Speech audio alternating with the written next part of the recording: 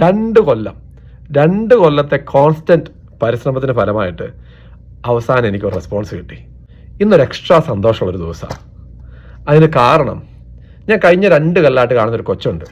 ഇപ്പം ഇവൻ എൻ്റെ അടുത്ത് തെറാപ്പിക്കൊന്നും വരുന്നതല്ല, പക്ഷേ ഇവനെ എല്ലാ ദിവസവും ഞാൻ സ്കൂളിൽ വെച്ച് കാണാറുണ്ട്. ഒരു മിനിമം 2 പ്രാവശ്യമെങ്കിലും ഹോൾവേയിലോ അല്ലെങ്കിൽ ക്ലാസ്സിലോ വെച്ചൊക്കെ ഇവനെ കാണാറുണ്ട്.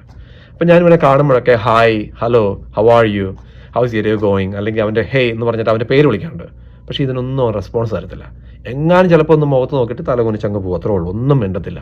അപ്പോൾ കഴിഞ്ഞ കൊല്ലം തന്നെ ഞാൻ ഇവൻ്റെ ക്ലാസ്സിലുള്ള മറ്റുള്ള സ്റ്റുഡൻസ് ഉണ്ടല്ലോ, അവരോടും ഇവൻ്റെ ടീച്ചറോടൊക്കെ സംസാരിച്ച് അപ്പോഴാണ് എനിക്ക് മനസ്സിലായത് ഇവന് ഇമോഷണൽ ഡിസബിലിറ്റി ഉള്ളൊരു കൊച്ചാണ്.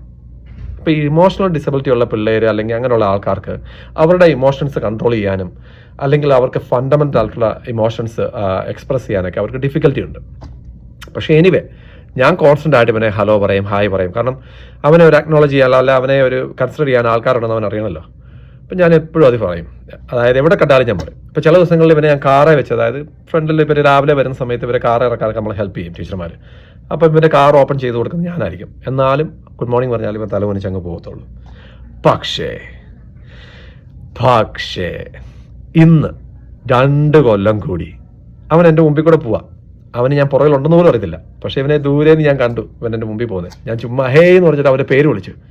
അപ്പം പതുക്കെ ഇങ്ങനെ തിരിഞ്ഞു നോക്കി, എന്നിട്ട് ഇങ്ങനെ പതുക്കെ ഒന്ന് കൈപോക്കി കാണിച്ചു. I was like what? 2 കൊല്ലത്തെ കോൺസ്റ്റൻറ്റ് പരിശ്രമത്തിന് ഫലമായിട്ട് അവസാനം എനിക്കൊരു റെസ്പോൺസ് കിട്ടി. ഒരു ചെറിയ ഹായ്, അത് മതി. എനിക്ക് എന്താ സന്തോഷമായെന്നറിയാം. കാരണം അതെങ്ങനെ പറഞ്ഞു തരണം തരത്തില്ല, ചെറിയ കാര്യങ്ങളായിരിക്കും. പക്ഷേ ഇങ്ങനത്തെ പിള്ളേർ റെസ്പോണ്ട് ചെയ്യുമ്പോണ്ടല്ലോ നമുക്കൊരു സന്തോഷമാണ്. Anyway I am really happy. I am still gonna keep trying. ഒരു സാറിനോട് സംസാരിക്കും, അന്ന് ഞാൻ വാക്ക് ഞാൻ പറയാം. ഓക്കെ.